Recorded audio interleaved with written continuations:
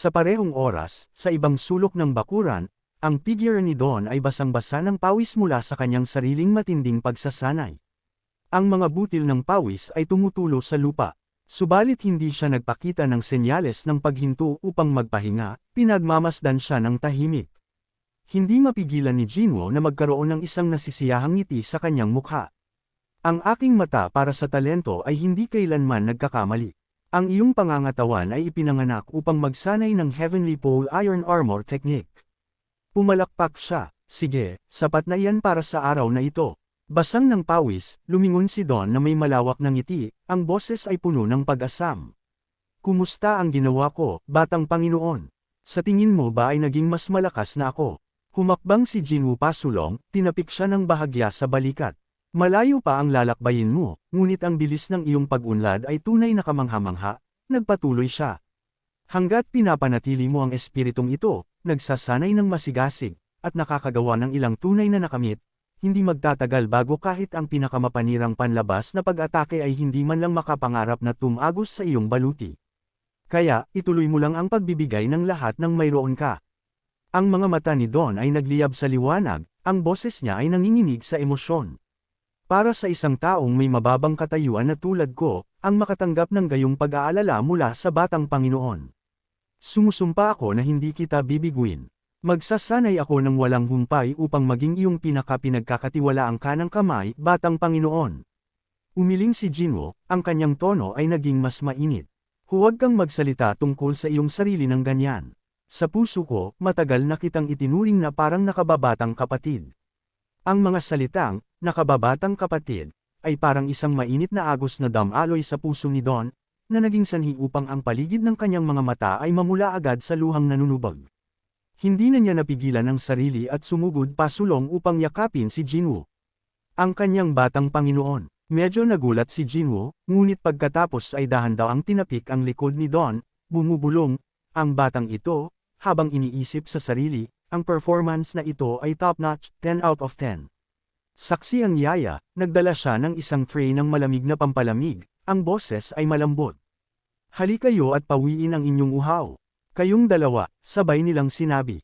Salamat, yaya. Bigla, isang malakas na kaguluhan ang sumabog mula sa main gate. Hoy, huwag niyo ilagay ang mga bagay na iyan dyan.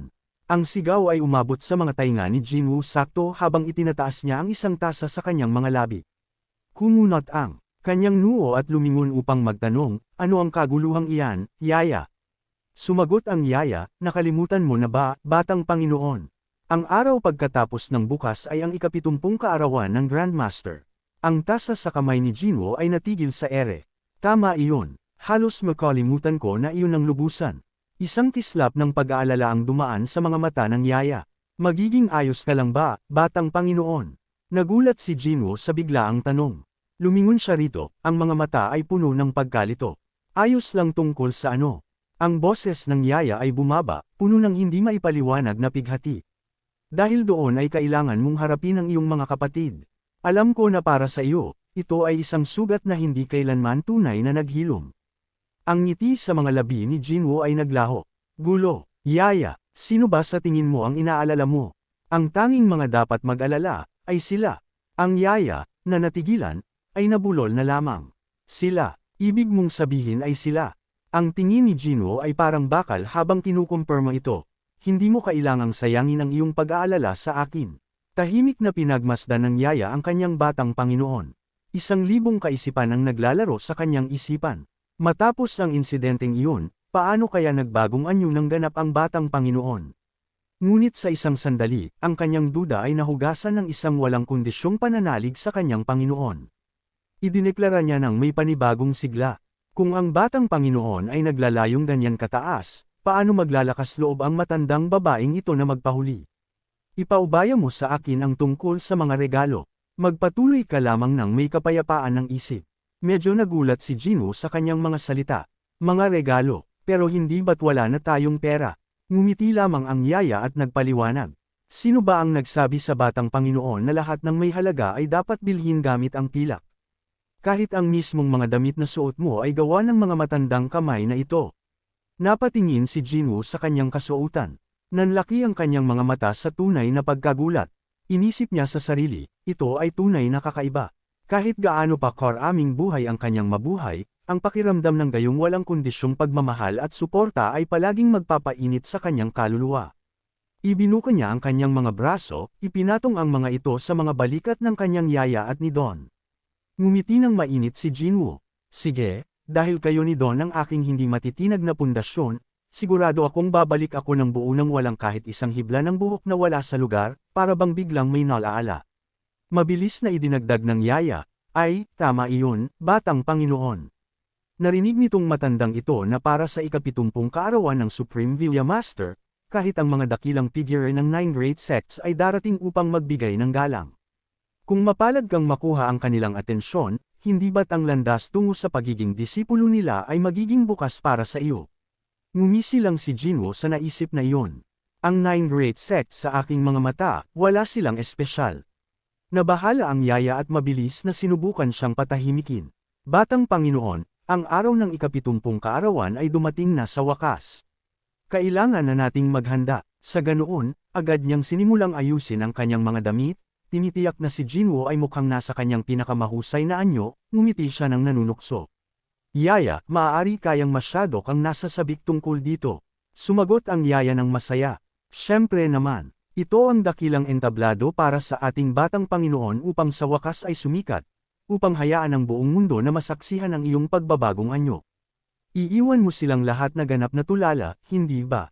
Sagot ni Jinwoo, pero yaya, hindi ba't palagi mong sinasabi sa akin na ako na ang pinakamagaling? Noong sandaling iyon, sumingit si Don mula sa likuran. Hindi, iba ito. Ang batang Panginoon ay talagang malaki na ang ipinagbago. Ang iyong tingin, mas matalas na ngayon, mas matatag kaysa noon. Ang iyong pangangatawan ay mas malakas. Ang iyong aura ay nagpapakita ng isang nag-uumapaw na kumpiyansa. Para kang ibang tao na talaga. Ang isa ay mapapaisip na lamang kung gaano kaya ka-earth-shattering ang iyong debut. Lumingon si Jinwoo, ang kanyang tingin ay nakapako ng matatag kay Don. Tama iyon. Nagbago ako at lahat ng iyon ay dahil sa mga taong tulad ninyo na naglagay ng kanilang ganap na pananalig sa akin. At ito ay simula pa lamang. Ang aking hinaharap ay magbabago sa mga paraang hindi nyo man lang maisip. Higit pa sa aking hitsura. At ngayon ang pinakaunang hakbang sa landas na iyon. Maaaring sabihin ng mundo na hindi mababago ng isang tao ang kanyang tadhana, pero kayong dalawa, handa ba kayong patuloy na maniwala sa akin at sundan ako sa landas na tatahakin ko? Ngumiti ng banayad ang yaya, ang boses ay puno ng init. Hindi na kailangang itanong iyan, batang Panginoon, agad na idinagdag ni Don ng may matatag na paninindigan. Susundan kita hanggang sa dulo ng daigdig, batang Panginoon. Sa pagdinig ng kanilang mga salita, isang nasisiyahang ngiti ang sumilay sa mga labi ni Jinwoo, ikinasal ang isang kamay. Napakahusay, fair na. Sa ganoon, si Jinwoo at Don ay humakbang pasulong, iniwan ang kamakaway na figure ng yaya sa likuran nila. Ang Thick Manor ay dati ng isang maringal at malawak na mansyon, ngunit ngayon, sa dakilang kaarawan ng Grandmaster, ito ay mas lalo pang naging kahanga-hanga. May mga pulang parol na nakasabit ng mataas at ang mga bisita ay abala na parang isang dakilang pista sa sandaling lumitaw ang mga figure ni na Jinwoo at Don. Agad na sumabog ang mga bulungan mula sa karamihan. Hindi ba iyon ang ika-4 na batang Panginoon? Anong ginagawa ng basurang iyan dito? Hindi ba't nagtatago lang siya sa sulok ng kanyang kwarto? Sumingit ang iba. Nabalitaan ko na ang kanyang ugali ay medyo nagbago kamakailan. Hey! Ang isang leopardo ay hindi mababago ang kanyang mga butik. Paano nagbago ang isang taong tulad niya ng ganoon kabilis? Nagngit-ngit ang mga ngipi ni Jinwoo, bumubulong sa ilalim ng kanyang hininga. Isang kawan ng mga nakakairitang langaw. Akala nyo ba bingi ako? Naririnig ko ang bawat isa sa inyong mga lintik na bulong. Nag-aalalang nagtanong si Don. Batang Panginoon, ayos ka lang ba? Ngumisi ng malamig si Jinwoo. Huwag mo nang alalahanin iyon. Hindi naman sa mali sila. Talaga namang nabuhay ako bilang isang ganap na bigo noon. Noong sandaling iyon, isang figure ang biglang hamarang sa kanilang daan. Ang tono nito ay puno ng provokasyon. Oh, kaya totoo pala ang mga chismis. Nagbago ka na. Tingnan natin kung gaano ketotoo ang munting chismis na iyan, maaari ba? Ang taong hamarang ay may kaunting pagkakahawig kay Jinwoo, ngunit ang kanyang mga mata ay nag-uumapo sa panghahamak. Isang pangalan ang agad na lumitaw sa isip ni Jinwoo. Ang taong ito, si Moak. ang kanyang ikalimang kapatid, gaya ng dati, ay lumapit na may ganoon pa ring mapang-asar na ngiti. Aba, ikaapat na kapatid. Ngayon ay ang dakilang kaarawan ni Lolo. Sa wakas ay nagpasya ka na bang gumapang palabas mula sa ilalim ng iyong bato? Malamig na sumagot si Jinwoo. Ganito ka na ba palagi kawalang galang, ikalimang kapatid? Huwag mong kalimutan. Ako ang iyong ikaapat na kapatid. Ikaw ay ikalimang batang Panginoon lamang. Nakalimutan mo na ba ang lahat ng katinuan ng kagandahang asal? Ngumisi si Moak. Isang buwan lang ang agwat natin, ikaapat na kapatid. Nakalimutan mo na ba na sa lugar na ito? Nagpakawala si Jinwoo ng isang mahinang buntong hininga, tinitingnan siya na parang isa siyang tanga. Lakas, sa pinakamaganda, ikaw, ay wala kundi isang walang utak na brute na may mas maraming kalamnan kaysa sa bait. Ang pahayag na iyon ay parang isang sinindihang posporo, na direktang nag-apoy sa galit ni Moak. Anong sinabi mo? Isang walang utak na brute lang. Sa edad ko, ang makaakyat sa ranggo ng isang second-rate warrior ay itinuturing na tanda ng pambihirang talento. Alam mo ba, hindi mo ba kayang intindihin ang simpleng konsepto na iyon? Kumpara sa isang tamad na tulad mo na wala nang alam kundi palayawin ang sarili, masasabi kong ang mga pagsisikap ko ay hindi biro. Sumagot si Jinwoo ng may casual na dating. Tumubo ba ang gulugad mo magdamag o ano? Sino ba sa tingin mo ang kinakausap mo? Umungal si Moak, ang kanyang mukha ay namumula sa galit. Ikaw na walang kwentang basura. Akala mo ba talaga hindi kita tutumbayin dito mismo? Ang ekspresyon ni Jinwoo ay nanatiling kalmado. Napakaingay. Nagpaplano ka bang gawing sarili mong fighting ring ang dakilang selebrasyong ito? Tingnan mo ang sarili mo. Bilangin mo kung gaano karaming mga mata ang nakapako sa kaawa-awang eksenang ginagawa mo. Nanigas si Moak sa mga salitang iyon, ang kanyang tingin ay lumingon-lingon ng may kislap ng takot. Nagngit-ngit ang kanyang mga ngipin. Maghintay ka lang, malayo pa ito sa pagtatapos. Bukas, pupunta talaga ako para ayusin ang score na ito. Ungol ni Moak, ang kanyang kamay ay mahigpit na nakahawak sa kwelyo ni Jinwoo. Huwag mo man lang isiping tumakbo. Ngumisi lamang si Jinwoo, mukhang hindi man lang naapektuhan. Inisip niya sa sarili, kailangan ko ng isang stepping stone para ipahayag ang aking pagbabalik. At ang mayabang na ito ay isang mas perpektong pagpipilian kaysa sa inaasahan ko. Ang kanyang martial arts ay mediocre, ngunit ang kanyang boses ay may kaunting bigat sa loob ng thick family. Bukas, siya at ako ay mayroon pa ring lumang utang na kailangang mabayaran ng buo. Ang agos ng mga taong dumarating upang batiin ang matandang master ng mahabang buhay ay parang isang pista. Isang ilog ng mga karwahe at magagandang damit. Nagpakawala si Don ng isang mahinang buntong hininga ng pagkamangha. Ang daming tao, batang Panginoon, parang mas masigla ito kaysa noong nakaraang taon. Nagpatuloy si Don. Kahit ang 5 bayani ng Wuwang at isang kinatawan mula sa 10 great escort agencies mula sa Central Plains ay nag-abalang bumisita. Mayroon ding mga high masters mula sa disyerto at ang malalayong Huashan sect. Inilibot ni Jinwoo ang kanyang mga mata sa karamihan at pagkatapos ay nagtanong, ang mga background ng pamilya ay tiyak na hindi karaniwan. Nagpaliwanag si Don na may ngiti. Ito ay nagsisilbi lamang na patunay kung gaano nakalayo ang narating ng tanyag na reputasyon ng Grandmaster. Ang tanging takot ko ay sa dami ng mga panauhin, mapipilitan tayong maghintay ng matagal. Oh! Isang sulok ng bibig ni Jinwoo ay napangisi. Kahit ang mga miyembro ng pamilya ay kailangang pumila at maghintay. Ngunit pagkatapos ay bumulong siya sa ilalim ng kanyang hininga. Sabagay, ang panuntunang iyon ay isang pribilehiyong nakalaan lamang para sa mga inapo ng pangunahing bloodline. Mabilis na sinubukan ni Don na maglinaw. Hindi, sir, hindi po yun ang ibig kong sabihin. Wala rin akong ipinahihiwatig na anuman. Iwinagayway ni Jinwoo ang isang kamay. Tinutukoy ko lamang ang isang malupit na katotohanan. Ang mga mata ni Jinwoo ay biglang nagliyab na tila may nakitang siyang lubhang nakakaaliw sa gitna ng karamihan. Ngumisi siya. Sa kabutihang palad, tila mayroong munting palabas para makatulong sa pagpatay ng oras habang naghihintay tayo. Tumingin si Don sa pagkalito, sinusundan ang itinuturong tingin ng kanyang Panginoon. Sabi ni Jinwoo, tingnan mo ang lalaking iyon, si Moak. Tingnan mo ang paraan ng pagtulak sa kanya ng mga junior mula sa main branch. Akala mo ba'y direkta siyang? Inapo kanina lang, mukhang handa na siyang kainin ako ng buhay. At gayunpaman, sa mismong sandaling iyon, isang boses na puno ng insinuasyon ang umalangaw-ngaw mula sa diretsyong likuran nila. Hoy, tingnan mo ito. Ang Marshall Foundation ng batang ito ay tunay na kakaiba. Sa katunayan, siya ay isang malinaw na hakbang sa itaas ng iyong karaniwang disipulo mula sa mga dakilang angkan. Naramdaman ni Jinwoo ang kakaibang pagbabago sa hangin. Sulyap siya sa grupo sa likuran niya, ang kanyang boses ay pumutol sa katahimikan. May maibabantay ba ako sa inyong lahat? Ang isa sa mga senior ay nagsalita upang magpaliwanag. Ang aming paumanhin para sa kawalang galang. Batang kaibigan, pakiusap patawarin mo ang aming kapangahasan. Ito ay dahil lamang ang matandang ito ay hindi sinasadyang sinusuri ang iyong kahangahangang martial physique. Isang ibang matanda ang sumingit. Batang kaibigan, maaari kayang taglay mo ang bloodline ng thick family manners lord. At maaari ba naming magkaroon ng karangalan na malaman ang iyong pangalan, base sa iyong footwork?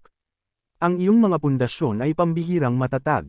Dapat ay nagmula ka sa isang kilalang martial family. Hindi. Ilang taon ka na bang nagsasanay sa martial arts? Nagpakawala siya ng isang mahinang hininga bago sumagot. Ako ay si Jinwoo, ika-4 na batang Panginoon ng Thick Family Manor. Tungkol naman sa inyong iba pang mga katanungan, hindi ako naniniwala na ako ay may anumang obligasyon na sagutin ang mga ito. Agad silang hamarang sa kanyang daan. Ang isa sa kanila ay nagsalita, ang boses ay may halong awtoridad. Tila ang ating batang kaibigan ay nabigong kilalanin kami. Haha, tama iyan. Bakit hindi mo subukang hulaan kung sino kami? Ngunit sumagot lamang siya, ang kanyang boses ay mahinahon. At kahit ako ay alam ko ng eksakto kung sino kayo.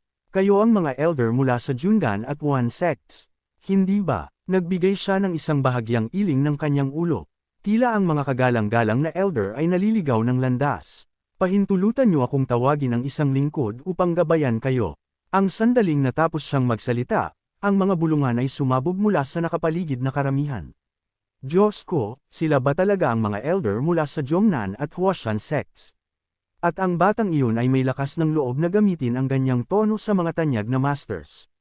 Ang elder mula sa Huashan sect ay nagsalita, batang kaibigan, bago ka umalis, pahintulutan ang matandang ito na magsabi ng isang bagay lamang. Handa ka bang sumali sa aming Huashan sect? Pangako namin na huhubugan ka namin para maging isang walang katulad na martial artist. Narinig ito ng elder mula sa sekta ng Jong-un at agad na sumingit. Hindi, dapat kang sumali sa aming sektang Jongnan. Siguradong narinig mo na ang tanyag na Heavenly 36 Swords Technique ng aming sekta, hindi ba? Sagot ni Jinwoo, wala sa isip ko ang sumali sa kahit anong sekta, kaya hihingi ako ng paumanhin at pag-unawa. Ngunit ang elder ng Hashan, na ayaw sumuko, ay nagsabi ng may malapad ng ngiti, sa pagsasanay mo ng mag-isa, siguradong darating ka sa puntong hindi ka nauunlad. Kung pupunta ka lang sa sektang Washan, ako mismo ang gag-abay sa iyo at tutulungan kang maabot ang antas kung saan ang espada at tao ay iisa. Nanatiling matatag si Jinwoo sa kanyang paninindigan. Paumanhin po, ngunit nais kong ibuhos ang buong atensyon ko sa pagpapakadalubhasa sa mga teknik na kasalukuyan kong sinasanay. Kagalang-galang na mga nakatatanda, mas mabuting huwag nyo nang aksayahin pa ang inyong panahon. Ngunit tumanggi ang mga elder na tumigil. Biglang sumigaw ang isa sa kanila, teka muna, maiintindihan mo rin ito balang araw. Ngunit ang mga Supreme Cultivation Arts, ay hindi umiiral ng walang dahilan. Kuha mo ang punto ko, di ba? Walang sino man ang nakapaghari sa mundo gamit lamang ang isang third-rate na teknik. Sumagot siya, para sa akin, sapat na ito. Kailangan ko nang magbigay galang sa patriarka. Kaya, mauuna na ako. Ngunit hindi siya hinayaan ng elder na umalis. Umungal ito, teka, huwag kang maglakad palayo. Isang hindi nakikitang alon ng enerhiya ang lumabas, na nag-iwan sa elder ng Mount Hua na lubos na natigilan. Nanlaki ang kanyang mga mata. Ang anino ng binata sa harap niya ay biglang naging ibang-iba sa kanyang unang impresyon. Nagtaka ang matandang master, ang batang bastos na iyon. Sadya ba siyang nakawala sa aking pagkakahawak? Humakbang pasulong ang elder ng Nan, tinapik ang kanyang balikat. Lumang kaibigan, tiyak na nagkataon lang iyon. Pero pakinggan mo, paano kung hindi? Kung gayon, ang kinabukasan ng mundo ng martial arts, sagot ng elder ng Mount Hua, ay maaaring nakasalalay na lamang sa mga kamay ng batang iyon. Hindi yun imposible. Gayunpaman, sayang naman. Sayang na sayang talaga. Napakatagal na noong huli akong nakakita ng ganoong klaseng uncut jade. Kailangan kong alamin ang katotohanan at tanungin ang Grand Patriarch tungkol sa batang ito.